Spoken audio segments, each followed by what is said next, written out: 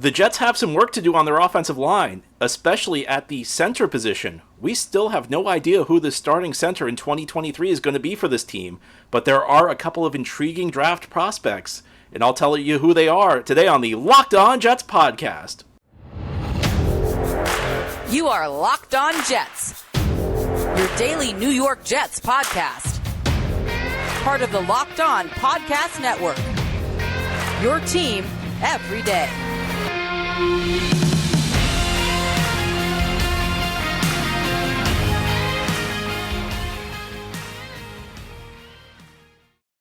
Welcome, this is the Locked On Jets podcast, part of the Locked On Podcast Network, your team every day. It's Thursday, April 20th, 2023, and I'm your host, John B. from GangGreenNation.com. Subscribe to the show on YouTube for free or wherever you get your podcasts so that you'll get new episodes as soon as they are posted. Tough to believe, the NFL Draft begins 1 week from tonight. It has been a strange offseason for the Jets, and one of the reasons it's been strange is they have not made a ton of upgrades. And in some areas, they have some pretty big holes because guys have either departed or not been re-signed, and these guys have not been replaced. And center is one of those spots where Connor McGovern is still out there. He still theoretically could be re-signed, but the Jets have not replaced him. I cannot imagine the plan is to go into the 2023 season with Wes Schweitzer or Tristan Colon as the starting center for the Jets. And there are a couple of interesting draft prospects for the Jets, especially as we get to day 2 of the draft. We'll talk about them today.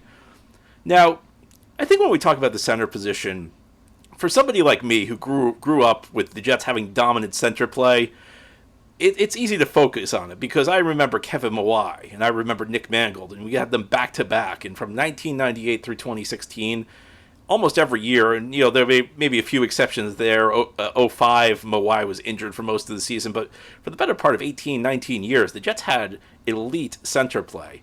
Now, do you need dominant center play in today's NFL to win? There's not really a position outside of quarterback where you need a dominant player. I mean, really what you need are dominant players somewhere. And outside of that, where they play doesn't matter as much. I think you can make a very strong argument that center play is less important than it was in the Mawai Mangold days, and the reason for that is just the evolution of NFL schemes. Back in the Mawai Mangold days, the dominant defense in the NFL was the 3-4 defense, and one of the staples of the 3-4 was a nose tackle, and essentially the nose tackle's job was to line up right across from the center. On the snap, his job was to hit the center and use leverage and essentially force one of the guards to block him as well. The nose tackle's job was to draw a double team. His job was to dominate the center to the point where a guard had to help out, and from there the offensive line's blocking assignments got all messed up. And in fact, if you go back to 1998, which is 25 years ago, tough to believe, but if you go back to 1998, Bill Parcells was both the head coach and general manager of the Jets. He was the guy who signed Mawai in free agency from the Seattle Seahawks. And the number one reason he did it, and Parcells was open about this at the time, and he's been open about it since, was in the AFC East, the Buffalo Bills were a competitor, and they had a big nose tackle, Ted Washington. And Parcells wanted to be able to counter him. So the Jets signed Mawai in 98, which was one of the great free agent classes in NFL history. The Jets not only signed Mawai in 98, they also signed Curtis Martin. Can you imagine signing 2 Hall of Fame players in one free agent class? An amazing job by Bill Parcells that offseason. But from that point forward through 2016, the Jets had great center play. Again, maybe a year or two here. Mawai's last season he was banged up. Mangold's last season he was banged up. But for the better part of 18, 19 years, the Jets had phenomenal center play. And it was important because of the rise of the 3-4 defense. Now, of course, through the years, schemes have changed in the NFL, and the passing game's become more prevalent, and defenses have responded, and they've kind of shifted away from having that big space-eating nose tackle. They want guys who can get up the field. So they don't have guys line up across from the center as much. They don't have guys whose job is to just draw blocks. Their job is to penetrate and get up the field. And the center usually now is, on pass blocking schemes at least, he's kind of a helper. He snaps the ball and he looks across and which of the guards needs help, or sometimes more frequently those it's determined by design and you make a pre-snap read to hand out the assignments. Center's not that as important, but it's still important because we've seen a bad center can sink you. And we saw that with Wesley Johnson. We saw that with Spencer Long in 18. We saw that periodically with Jonathan Harrison subbing in. We saw that with Ryan Khalil in 2019. A bad center can sink you. You don't need a great center, but a really bad center can sink you, and the Jets don't have a center right now. Now, in the NFL draft, at this point at least, and we still are waiting on an Aaron Rodgers trade, the Jets have 2 second-round picks, and they're back-to-back 42, 43. There are a couple of candidates the Jets could look to draft in those spots, and the big name that's out there from Minnesota is John Michael Schmitz. Schmitz is a guy who he was a first-team All-American this year, viewed as, I think, pretty much the consensus top center prospect in this year's draft, and a very decorated player out of Minnesota. And he's got a lot to play. He's got a lot to work with. He's consistent. He's got good technique. He's got decent athleticism. The Jets are kind of going away from Mike LaFleur's system, where the primary run play, or at least the pundits will tell you, the primary run play is what's known as the wide zone play, where the running back essentially angles and tries to take the ball out wide, and if nothing's there, then he cuts back inside. So for what you want from a center in that scheme is somebody who can really move, because the offensive line has to move with the running back. So if the running back's going out really wide, the offensive line needs to move.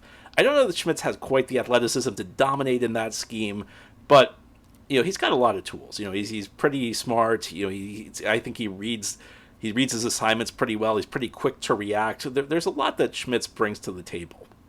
So he's a guy who I think a lot of people are slotting him in at either 42 or 43 for the Jets for those reasons. A lot of people view him as a plug and play type player, and I have to tell you, I'm not as excited about Schmitz as I thought I would be, and age has something to do with it. He is 24 years old, which of course is not old for in NFL terms, not by any stretch of the imagination, but it makes him an older prospect. So why am I concerned with an older prospect? And you'll hear this sometimes from draft analysts. You'll hear the age is a concern.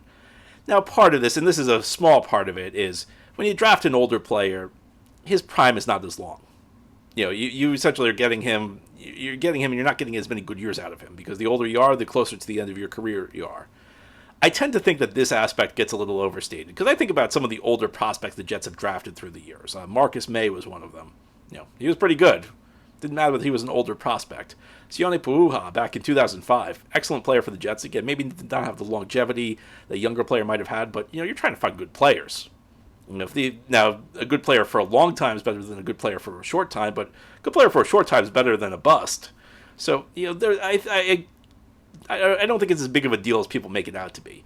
I think the bigger concern with an older prospect, and this is something I think you're going to see a lot of, in the next year or two, because of what happened in 2020 with COVID. The NCAA granted everybody an extra year of eligibility, so guys can stay in college that extra year. It's one of the things the NCAA did to react to everything that happened a couple of years ago with the seasons being changed and all that. But one of the things that happens is now suddenly these guys are older and they're playing against less developed players. And one of the things that concerns me a little, now he was an all-conference player his second to last year, but as far as I can find, he really only started dominating this past year when he was the oldest guy on the field. And you're 23 going up against 20-year-olds. I think that does make a difference to an extent. And I do have concerns about, how much of it is that he's dominant. And I think part of it's he's got the tools you're looking for. He's got the requisite athletic skills. Maybe not a guy who's athletic enough to play the wide zone of Mike LaFleur, but I think with Nathaniel Hackett we'll see more of an inside zone, which similar concepts, but he probably won't have to travel as far. He won't have to move as much. I think he can handle that perfectly. Again, I like the technical. I think technically he's pretty refined. I think he's good at reading things in front of him, and with a presumably veteran quarterback in Aaron Rodgers, he'll have less on his plate, because typically the blocking assignments, it's kind of a tandem deal between the quarterback and the center. So with a younger quarterback, you may want a more experienced center. With an older quarterback, you can get away with a rookie center. So all that comes into play, and those are things that are positives. But I do wonder a little bit, and again, he's got the technical refinement you're looking for, but I do wonder how much of the dominance was just based on him being the oldest player on the field. Because when you're 23, you're playing against guys 3 years younger than you. That makes a big difference. You're closer to your athletic prime than they are. So I think that's a question, and I think that's a bigger question than people would admit. And I think it's a bigger deal than just the raw age. I think that people get, oh, he's an old prospect, he won't last that long. That's not as big of a deal, but I think that the bigger question is how much of his dominance that we saw on the field in 2022 was based on just him being more physically mature than the other guys, and that's something that will be worth considering. But he's not the only center prospect worth considering in the second round. There's a big rivalry in the Big Ten. Minnesota, Wisconsin, they play for Paul Bunyan's Axe each year, and his rival on Wisconsin's a pretty intriguing prospect in his own right, and we'll talk about him as we continue on this Thursday episode of the Locked On Jets podcast. This episode of Locked On Jets is brought to you by Built Bar. The NFL Draft is 1 week away. 1 week from tonight, the Jets will be on the clock at 13 unless they trade the pick away from Aaron Rodgers. You'll want to kick back, relax, grab yourself a good snack. Well, let me suggest Built Bar. Built Bar is the best tasting protein bar on the market. They have the most incredible protein bars in the world, and they do amazing flavor drops with unreal flavors in limited quality. The bars are all covered in 100% real chocolate. They're absolutely delicious. They taste like candy bars. And let me tell you something. There's an exciting thing coming to Built.com on April 22nd. I don't have all the details yet, but the excitement is real, and it's something you won't want to miss. So mark your calendars and head to Built.com on Saturday, April 22nd to be the first to discover what all the hype's about. I can't wait to see what the new flavor is. And make sure to use promo code LOCKEDON15, that's one word with no space, LOCKEDON, number 1, number 5. You'll get 15% off your order. Again, Built.com on April 22nd for the reveal of a new flavor. Thank you for making Locked On Jets your first listen or first watch every day. We're talking the center position, a position that's dear to the hearts of many Jets fans. After close to 2 decades of dominant center play, the Jets had a rough stretch between 2016 and 2019 that was kind of resolved when they signed Connor McGovern in 2020, but Jets are back in the market for a center. They don't really have a starter right now. I mean, they have Wes Schweitzer and Tristan Colon, and I'll be honest with you, I think that those are both solid signings for backups. I think that they're both good depth players. I just wouldn't trust either to play the center position over the course of 17 games. I'm fine with them filling in for a couple games, but I think over the long haul they'll be exposed. So we're talking about John Michael Schmitz. He is out of Minnesota. Minnesota's one of their biggest rivals in the Big Ten is Wisconsin, and Wisconsin also has a center prospect, Joe Tippmann, who's entering the NFL draft. And I have to say, this is a guy who, to me, seems like a Joe Douglas type of prospect, because we know this. Joe Douglas is really focused on the traits, and that's something philosophical. Listen, he learned in Baltimore under Ozzie Newsome. And if you follow Baltimore through the years, you know Ozzie Newsome likes to get guys who are big, who are strong, who really dominate athletic tests. Joe Tippmann is unusual for a center in that he's 6'6", he's 313 pounds, and he moves. I mean, this guy can move. And I talked about Kevin Mawai a little bit earlier. Now, if you were a fan during the Mawai days, you remembered what a thing of beauty it was when Mawai pulled at the center position. That's not something that's that common. There aren't that many centers in the NFL who are athletic enough to be a real weapon on the move, where they snap the ball and then suddenly they're pulling around.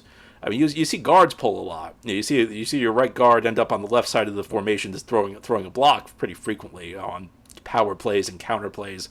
Ditto, you'll see the right guard, you'll see the left guard move to the right side on power plays and counter plays. Sometimes you'll see a tackle pull. You don't see a lot of centers pull. And the reason for that is pretty obvious. They have to snap the ball, so it's tough to snap the ball and then explode and get somewhere else on the field.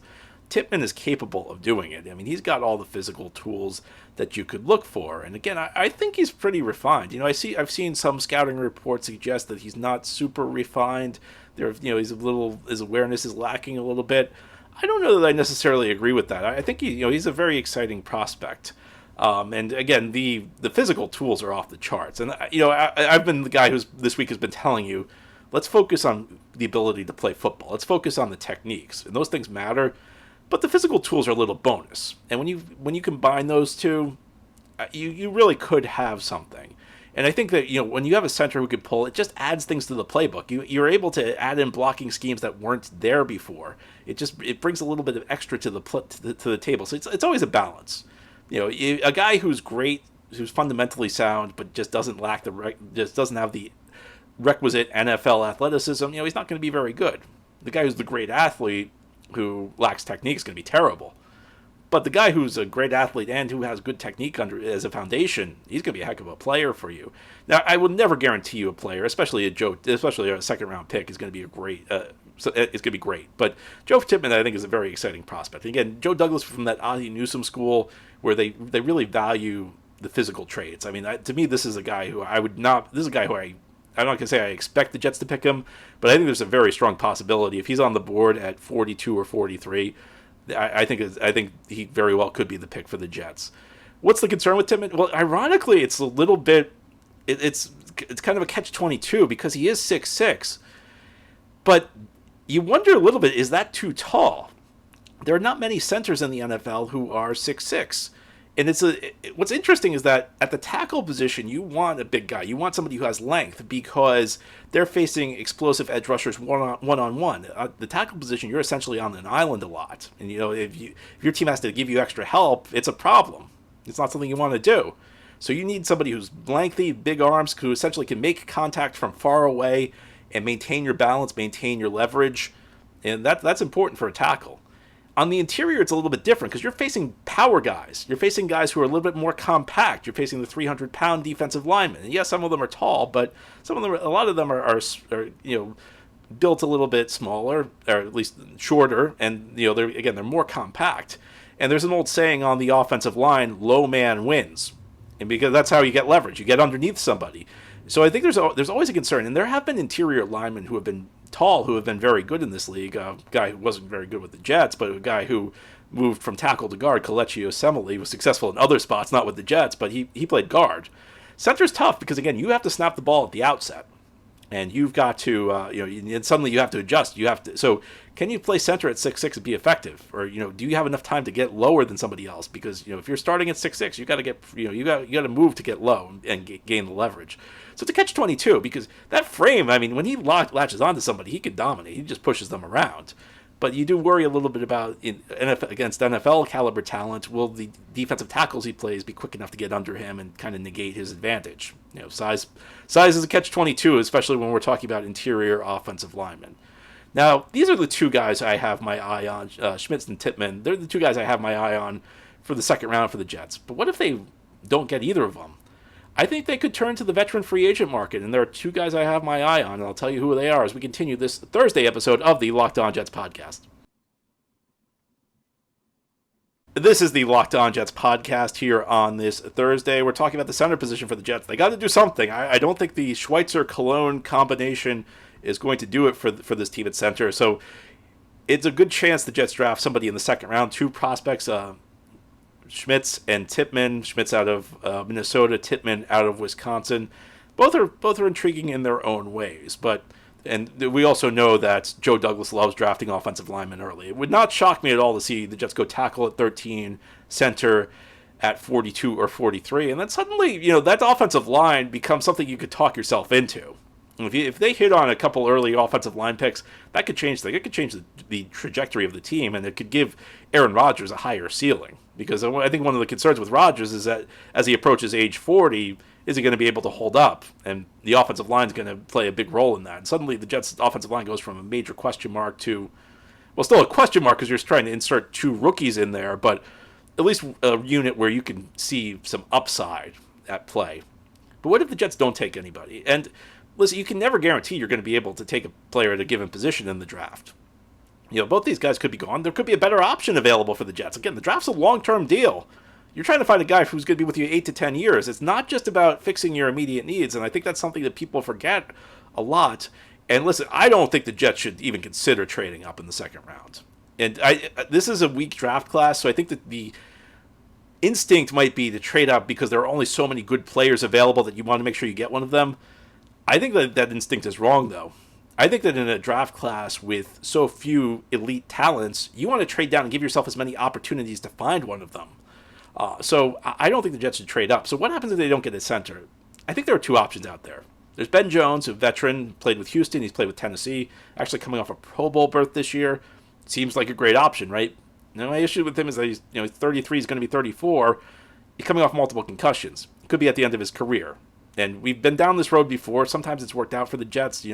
I think it's fair to say Dwayne Brown, for as inconsistent as he was, or as banged up as he was, I think you'd probably have to call that a moderate success for the Jets last year. But we've seen it from other guys. We've seen Kelechi Osemele, a guy I mentioned, a veteran guy who came here.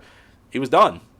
It was over for him. Ryan Khalil, another guy. He was done. He was now he was actually retired, and he wasn't really in shape football shape when the 2019 season began, but we've seen it go either way. I'd like to stay away from an older center, though, especially one coming off multiple concussions, which brings me to Connor McGovern, who's still out there. And I've said this earlier this week. You everydayers who listen to the podcast 5 days a week will know this. Connor McGovern and the Jets, it just seems like they don't want to be together. But they should be. It's just like the perfect match. McGovern gave you stable center play. Again, you don't need Nick Mangold. You don't need Kevin Mawai. You just need good center. You just need solid center play. And McGovern can give you that. And it feels like the market's just completely fallen out for McGovern. I think every year you see this happen with certain players. They're trying to cash in on a big money deal, and they overplay their hand, and they ask for too much money, and nobody's interested. And then suddenly the cap space dries up, and teams don't have money to spend. And these players are out. They don't have anywhere to go. So essentially they have to come back on a cheap one-year deal. They have to find a team that's willing to take them on a cheap one-year deal. If you're the Jets, this makes sense. Get McGovern. He'll be a stopgap for a year. We can deal with center again next offseason. Maybe even draft somebody this year. Maybe you draft somebody. Maybe you can start one of these guys at guard, and then ease them into the NFL because at guard you don't have to snap the ball. It's a little bit of an easier transition. I think sometimes we don't respect guards enough. It's not that guard is an easy position, but relative to center, it's maybe an easier position to break yourself into the NFL before you slide to center and take the responsibility for snapping the ball, for calling out the line protections, things along those lines. But it just always felt to me like this was a logical move for the Jets, and there's been no interest on either side yet. But it's gotten to the point where the Jets need a center, McGovern needs a team. There's not a lot of interest, either side. And if we get past the draft and McGovern's still unsigned, to me, he's the guy to bring back. Anyway, I'd love to hear what you think, but that's all for today's episode. This has been the Locked On Jets podcast, part of the Locked On Podcast Network. Your team every day is our motto. As always, if you enjoy the show, hit the subscribe button where you're watching or listening so that you'll never miss an episode. Please, a 5-star review if you're listening on a podcast source, or a big thumbs up if you're watching on YouTube. Have a great Thursday, everybody. We'll be back tomorrow to close out the week.